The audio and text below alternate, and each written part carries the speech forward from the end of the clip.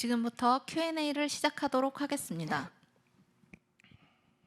네, 혹시 추진 중인 기술 이전은 있으신지, 시기는 올해일지 내년일지도 문의드립니다. 올해 JP 모간 또는 4월에 GSK 이후에 IR을 통해서 저희가 지금도 제가 IR에서 말씀을 드렸듯이 새로운 모델리티 또는 아밀로이드나 타우를 통한 에피톱을 통한 어떤 그 사업성이 있다라고 말씀을 드렸습니다. 시기는 늘 말씀드렸듯이 좀 더 보수적으로 언제 나올지 모르는 거고 저희가 최대한으로 지속적으로 노력을 하고 있고요. 시기에 대해서는 늘 시장에서 저희가 말씀을 드릴 수 없는 점은 양해해 주시고, 반면에 지금 계속 오늘 발표에서 말씀드렸듯이 저희가 현재 진행되고 있는 상황을 보시면 주주분들이 기대하는 부분에서 충분히 ABL 바이오가 성과를 보답을 할 수 있을 거로 예상이 됩니다. 네, 기술 이전 소식이 나온다면 대략적인 시기와 규모를 문의드리고, GSK와의 계약 규모가 가이드라인이 될 수 있는지 문의드립니다. 기술 이전이라는 부분에서 늘 저희가 조금 주주분들에서 알아주셔야 될 게, GSK 딜과 또는 A라는 회사의 딜은 반드시 사이즈와 규모에 대해서 다 다를 겁니다. 왜냐하면 그 회사가 생각하고 있는 타겟에 대한 범위, 그 다음에 디지즈 에어리어, 적응증, 그 다음에 모달리티, 기타 등등을 해서 고려를 하기 때문에 늘 같은 사이즈라고 하기에는 좀 어렵습니다. 하지만 현재 저희가 노력하고 있는 것처럼 또 말씀드렸던 것처럼 빅파마의 기술 이전에서 지속적으로 노력을 하고 있습니다.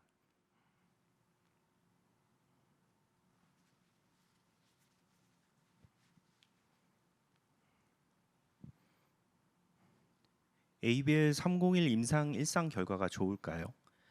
그래파디 B 기술 이전에 긍정적인 영향이 있는지 궁금합니다. ABL 301의 임상일상 결과는 발표 시기나 발표 내용, 그다음에 실제로 발표를 할지 안 할지도 사노피의 소홀 결정에 따릅니다. 하지만 임상 결과 CSR (클리니컬 스타디 리포트가) 나오는 순간 ABL 바이오는 공시를 하게 돼 있습니다. 그래서 처음 슬라이드에 제가 며칠 전에 받았던 사노피의 저희 PR팀, IR팀과의 커뮤니케이션 노트를 두 개의 블루 포인트를 설명을 드렸습니다. 첫 번째는 ABL 301의 임상의 스폰서십이 ABL 바이오에서 사노피로 넘어가는 것을 사노피가 현재 공식적으로 진행하고 있다는 것을 설명을 하였고요. 두 번째는 임상 결과를 통해서 다음 단계로 사노피가 분명히 진행을 한다라고 얘기를 했습니다. 임상 결과의 ABL 301의 임상 1상의 프라이머리 엔드포인트는 영어로 세이프티입니다. 이게 BBB 셔틀과 이 물질을 알파 시니클을 붙인 이중항체 301이 사람한테서 정말 안정성을 확보하고 있느냐라는 게 1차 목표입니다. 1차 목표는 충분히 성취를 했다고 봅니다. 그 이후에 PK 기타 등등의 데이터를 지속적으로 사노피와 노력을 통해서 커뮤니케이션을 통해서 발표를 할 거고, 저희는 확실한 거는 사노피의 임상 결과가 좋았기 때문에 다음 단계로 진행할 걸로 분명히 사노피가 저희한테 통보를 하였습니다.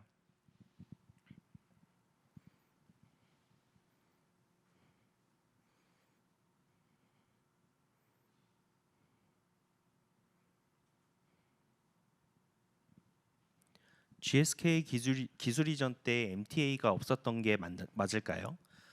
지금 추진 중인 건도 MTA가 없는지 궁금합니다. MTA가 없으면 시간이 덜 드는지도 궁금합니다. MTA란 부분도 저는 조금 더 설명을 드리겠습니다.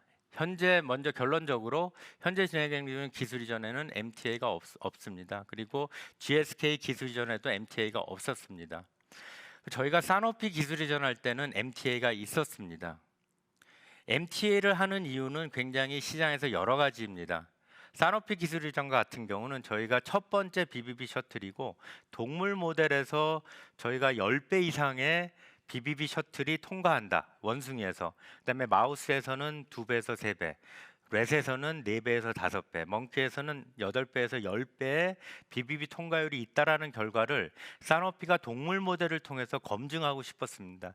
이거는 그 당시에 기술 이전이 동시에 진행됐던 다른 회사들과의 논리에서도 첫 번째 BBB 셔틀을 누구든지 이게 검증된 거야, 적어도 동물 모델에서 검증된 거야를 요구했기 때문에 MTA가 있었습니다.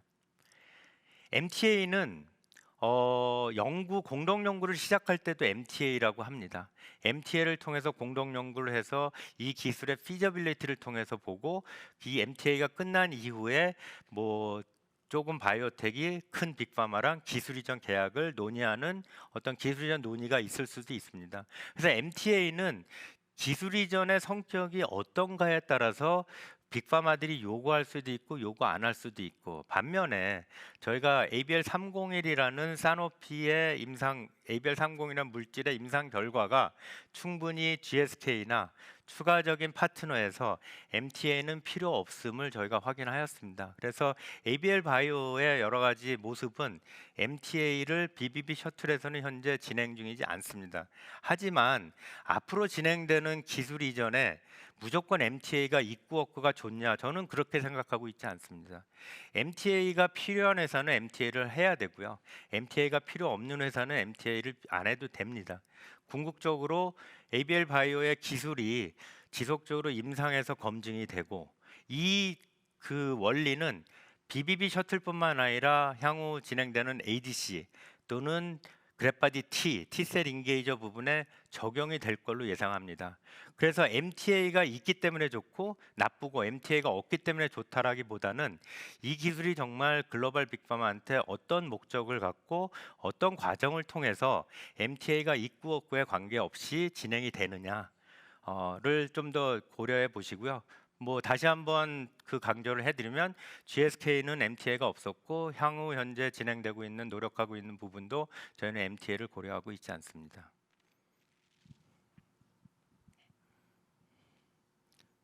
6월에 바이오 USA 미팅을 다녀오셨는데 그 성과가 어땠는지 궁금합니다. 이번 ABL 바이오의 바이오 USA에서는 크게 두 가지의 가장 큰 논리가 있습니다. 거의 3분의 2 정도는 그래파디 B에 대한 어떤 그 공동 연구 또는 기술 이전, 그다음에 항체뿐만 아니라 siRNA 올리고뉴크레오타이드에 대한 모델리티 확장, 또는 아까 제가 말씀드렸듯이 과연 BBB 셔틀이 뇌로만 전달할 거냐, 아니면 머슬이나 다른 어떤 조직으로 해서 다른 적응증에도 적응할 수 있지 않을까라는 다양한 논의가 있었던 그 바이오 USA고, ADC 부분에서 여러 회사들이 ABL 206과 209의 타겟을 좀 공개해 달라는 요청이 있었지만 네옥바이오 마양코어의 그 어떤 그다음에 저희 그 사회이사 BOD의 결론은 저희가 내년 AACR에 실제로 미국의 아마케에서 저희의 타겟을 공개할 예정입니다. 그래서 실제로 그 진행이 되면서 타겟이 공개되고요. 또 한 가지 여러 빅파마들이 이중항체 ADC의 ABL 바이오에서 진행되고 있는 초기 디스커버리 물질에 대해서 관심이 많습니다. 빅파마들이 예를 들면 자기네들 나름의 노블 페이로드, 듀얼 페이로드 갖고 있는 회사가 공동 연구를 한번 할 수 있지 않을까, 이런 논의도 좀 있었습니다. 그래서 이 부분은 BBB 셔틀과 ADC 부분이 굉장히 활발했고요. 그래파디 T, 즉 ABL 111, ABL 503에 대해 궁금한 회사는 결론적으로 임상 결과가 조금 더 나왔으면 좋겠다. 왜냐하면 17명 환자, ABL 503은 굉장히 적은 숫자입니다. 그래서 이 환자 수를 조금 더 늘려서 N수가 늘어나면서 정말 너네들이 발표했던 결과가 17명이 아니라 60명이 돼도 100명이 돼도 좋게 나올 수 있는가라는 게 질문이고요. 두 번째는 4-1BB라는 그 T셀 인게이저가 단순히 단독이 아니라 이제는 이게 그 메모리 T셀, 기억 세포를 촉진시키는 기술이기 때문에 기존에 존재하는 ADC 또는 키모세라피 또는 면역 항암제와의 컨비네이션 병용 치료를 통해서 성공할 수 있을 거라는 새로운 컨셉을 좀 논의했던 굉장히 재미있는 ABL 또 성과가 있었던 바이오 US라고 봅니다.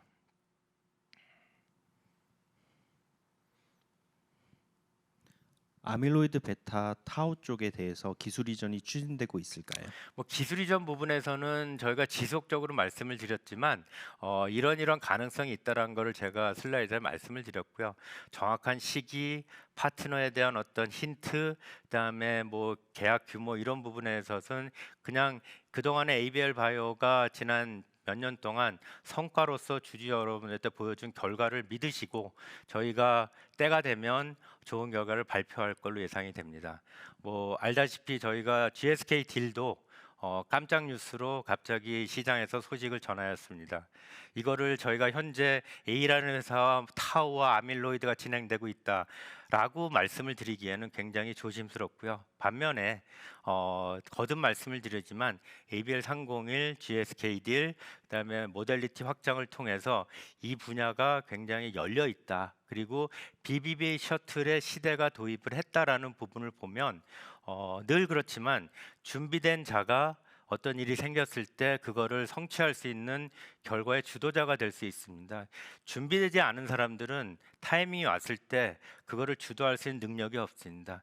주주분들이 저희들을 믿어주셔야 될 거는 지난 9년을 통해서 10년을 통해서 BBB 셔틀의 지속적인 비임상 연구, 임상에서의 결과 도출, 새로운 모델리티의 확장을 어떤 그런 연구를 통해서 저희의 기술이 충분히 글로벌에서 인정을 받을 수 있는 기술임을 확보를 했기 때문에 때가 되면 충분히 시장에서 좋은 소식을 전하겠습니다.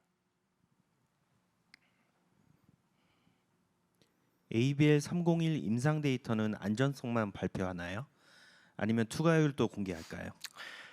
먼저 투과율만 설명을 드리겠습니다. 제넨텍 로시의 그 아밀로이드 트랜스페린 리셉터의 결과는 투과율의 8배라고 발표를 하였습니다. 그 이유는 간텔루맵이라는 아밀로이드 항체가 임상 3상에 실패를 했지만 임상을 통해서 나온 PK, 임상에서의 투과율이 있습니다. 이중항체를 붙이면서 새로운 바이오마커 임상 결과가 나오면서 CSF 즉 척수에서 8배 더 단독 항체보다 많이 들어간다는 임상 결과를 발표하였습니다. 하지만 저희뿐만 아니라 새롭게 진행하는 많은 회사들의 문제점이 아니죠. 당연히 있는 거는 단독 항체 임상이 없습니다. 저희 이중항체의 투과율만 있습니다. 그러면 사람들은 이중항체 투과율만 있으면 어떻게 우리가 단독보다 좋을 거라고 예상을 하느냐라는 질문을 많이 하기도 합니다. PK/PD라는 그 모델링이 있습니다. 파마코카이네틱스, 파마코다이나믹스의 릴레이션십을 통해서 저희가 이 임상 데이터와 비임상에서 나온 마우스, 렛, 멍키의 PK 데이터를 통해서 모델링을 합니다. 그 제3자 컨설팅 회사를 통해서 모델링을 해서 이 정도 데이터와 비임상 데이터, 임상 데이터라면 어느 정도 투과율이 나올 거라고 이미 모델링의 데이터는 그 예상치는 갖고 있습니다. 하지만 그거는 예상치고 임상이 진행되면서 투과율이 8배다 10배로 하기에는 그런 임상의 대조군이 없기 때문에 정확하게 말씀을 못 드리지만 현재 임상 결과를 보면 용량이 올라갈수록 저희의 척수나 실험에서의 농도가 추가적으로 올라가고 있는 데이터가 있어서 저희는 충분히 좋은 어떤 투과율을 할 걸로 예상이 됩니다. 안정성은 당연히 말씀드렸듯이 프라이머리 엔드포인트가 안정성입니다. 그래서 안정성은 결론적으로 거의 사이드 이펙트가 트랜스페렌에 비해서 거의 퍼펙트하게 안전하다. 환자에서 그 사람한테서 전혀 이상이 없다라는 부분을 저희가 임상에서 결과를 얻었고요. 비임상에서 IGF-1R이라는 타겟하는 BBB 셔틀에서 이미 원숭이 독성 실험이나 마우스 그 효능 실험, 기타 뇌 실험에서 저희가 충분히 안정성을 확보하였고 그 결과가 이번 임상 결과에서 트랜슬레이트 즉 충분히 설득이 돼서 임상에서도 좋은 안정성 결과가 나옵니다. 그래서 뭐 발표 시기라든가 그런 거는 결국은 리포트가 진행되는 시기, 그다음에 사노피가 언제 임상 데이터를 퍼블릭에 공개할지 그런 부분은 JDC 조인트 디벨롭먼트 커미티를 통해서 저희가 그 서로 논의를 할 거고요. 시장에서 저희 PR 팀이 그 부분에서는 설명을 드리도록 하겠습니다. 전환 호선주 물량이 나오지 않을까요? 그 제가 이제 그 발표 중에서도 오늘 이제 그 추가 상장이지만 1,400억의 유상증자의 목적을 제가 설명을 드린 이유는 1,400의 유상증자는 BBB 셔틀도 아니고 그래파디티도 아니고 ABL 001도 아니고 이중항체 ADC의 임상 개발, 비임상 개발과 임상 개발을 위해서 저희가 전적으로 포커스 프로젝트 펀드를 만든 겁니다. 받은 겁니다. 1,400의 유상증자는 단 정말로 이중항체 ADC가 임상 1상, POC 임상 2상의 결과를 통해서 합병이나 나스닥이나 아니면 두 개의 물질이 동시에 멀티플로 기술 이전되는 여러 가지 다양한 루트를 통해서 저희의 엑시 플랜을 갖고 있는 그 플랜입니다. 따라서 1,400의 유상증자를 했던 그 투자가들도 단순히 1년 이후에 어떤 엑시트를 하는 목적이 아니라 궁극적으로 ABL 바이오가 더 ADC를 통해서 성장하고 그런 걸 통해서 아마 엑시트를 할 걸로 예상이 됩니다. 뭐 저희 IR/PR 팀이 기존의 주주들과 많이 논의를 한 걸로 알고 있습니다. 뭐 이 부분은 저희 1,400을 투자했던 투자가들도 똑같은 컨센서스를 알고 있습니다. 그래서 뭐 추가적으로 그 시장에서 나오는 그런 것들은 전혀 걱정을 안 하셔도 될 걸로 보여집니다. 시간 관계상 Q&A는 이것으로 마무리하도록 하겠습니다. 모든 답변에 질문하지 못하는 점 양해 부탁드리겠습니다. 대표님 마지막으로 인사 부탁드리겠습니다. 네, 장시간 저의 발표와 Q&A 시간을 들어주셔서 다시 한번 감사를 드립니다. 더운 여름에 건강 조심하시고요. 지난주부터 시작된 폭염이 계속 걱정이 됩니다. 건강을 유지하시고 ABL 바이오를 지속적으로 사랑해 주시고 응원해 주시고 저희의 기술이 지난 9년, 10년 동안 발전해 온 것을 믿어주시기를 바랍니다. ABL 바이오 전 직원을 대표해서 다시 한번 주주 여러분들께 주주 여러분들에게 기대하시는 기대치에 부과하는 성과를 내겠습니다. 물론 많은 분들이 기술 이전의 타이밍이 어떠냐 그런 것들이 중요하다고 그 질문을 많이 하시지만 늘 말씀드렸듯이 저희가 준비되었고 그 준비된 것들이 차근차근 실현되는 과정으로 믿어주시고 지속적으로 지원을 부탁을 드립니다. 이번 주 다음 주부터 아마 그 학생들의 방학이 시작되면서 학부모들의 어떤 그 여름 휴가가 진행이 될 걸로 생각이 됩니다. 국내에 계시던 해외에 나가시던 좋은 그 여행이 되시고 그다음에 좋은 여름을 더운 여름을 잘 맞이하시고 남은 하반기 ABL 바이오를 더욱더 응원해 주시기를 진심으로 부탁을 드립니다. 감사합니다. 지금까지 ABL 바이오 온라인 간담회를 함께 해주셔서 감사합니다. 추가적인 문의 사항이 있으신 경우 저희 IR 담당자에게 연락 주시기 바랍니다. 감사합니다.